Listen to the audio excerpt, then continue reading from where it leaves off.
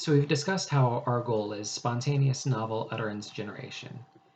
We want our students to be able to say whatever they want to say, whenever they want to say it. So how do we get to that point? Here are some techniques to promote the language development. We have explicit instruction and incidental teaching. This is when you really sit down with your student and say, here's how you use your device. Here's how you communicate this message.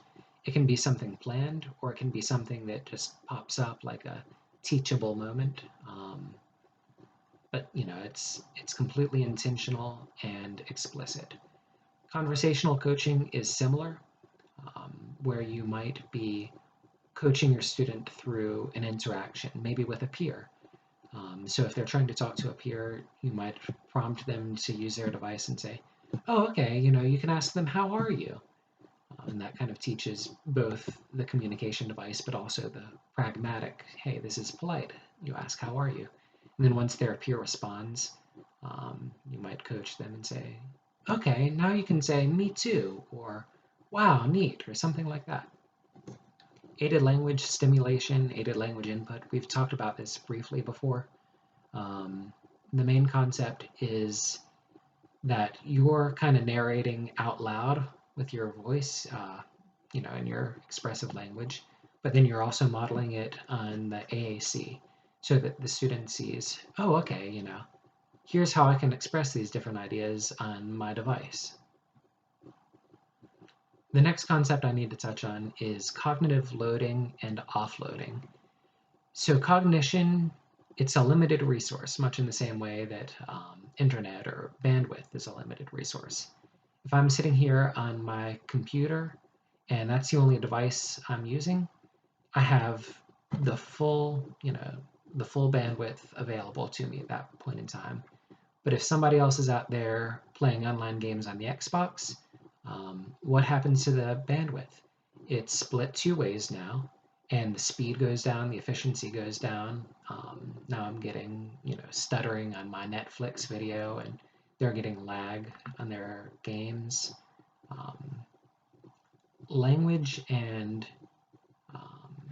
task performance are much the same way, where if you don't have to worry about a complicated task, or you don't have to worry about a changing routine, you can devote all of your brain power to, creative communication messages. That's really how you get that spontaneous novel utterance generation. But suddenly, if you add in a very complicated task, you're not going to be able to devote that brain power to your language and your creative language use, which really limits. So the main principle here is offloading. We want to try to reduce this multitasking, this divided attention, as much as we can. So some examples of how to do that. Dr. Ainsworth's Boxes for Literature, you might have discussed that last week. The concept behind these were that there were these boxes for this unit they were doing, Stuart Little. And within the box were reminders, okay, this is where you left off last time. This is a brief review of that. Here's some vocabulary that you've learned related to the unit. Here are some sample sentences that you might use. So that really reduced the cognitive demand by providing those resources for the student to refer back to.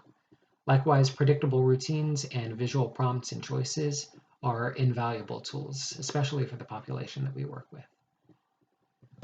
So when it comes to predictable routines, here's an example of a morning, afternoon, evening routine.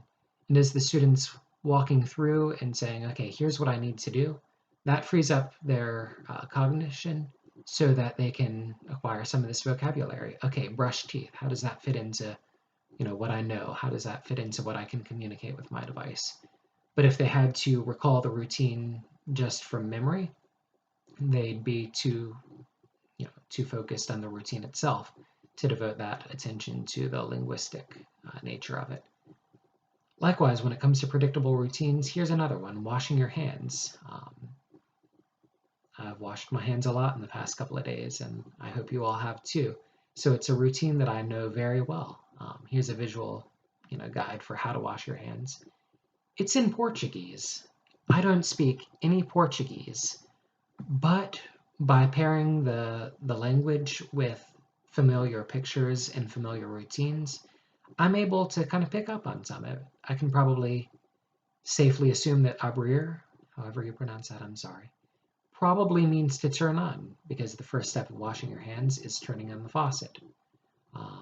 And all the way through, I can make the connection between these words that I don't know and their associated concepts when I don't have to rack my brain. Okay, so what do we do now? What is this step? Now, if this visual guide were something that I wasn't familiar with, maybe like computer programming, I doubt I'd be able to pick up any of the Portuguese language from a guide about computer programming.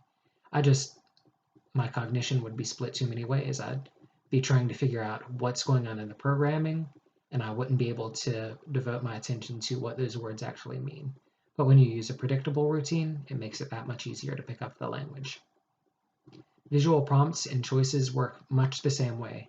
Here's an example of a board that you could use with a student when playing a board game.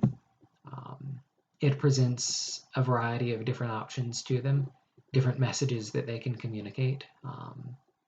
So it kind of tells them how they can use their communication within the context of a board game. So when you're playing a board game, turn means something very different than it does when you're talking about like turning a faucet. A turn in a board game, my turn, your turn. So that's an example of how you can work on that semantic association, the meaning behind words, through putting them in familiar contexts. So literacy and language development. We'll talk extensively about literacy later on in this class, but for now, the main concept is that we don't want literacy to be a barrier between our students and language development. Rather than saying, okay, this student needs to be able to read, to be able to use a high-tech device like an accent or a Dynavox. No, that's not true.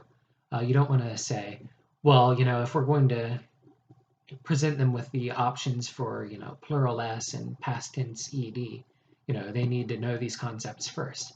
That's not how children learn. That's not how anybody learns.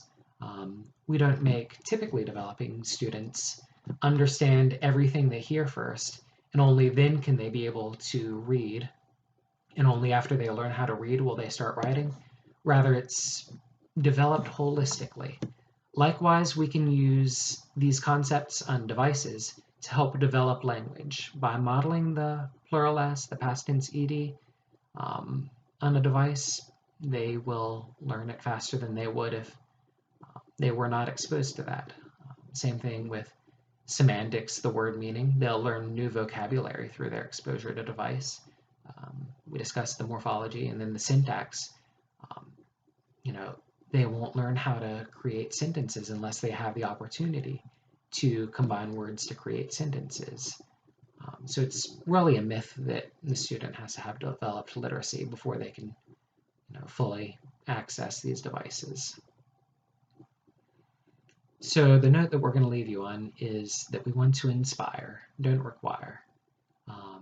This inspiration can come through modeling, providing opportunities for practice, lots and lots and lots of opportunities for practice.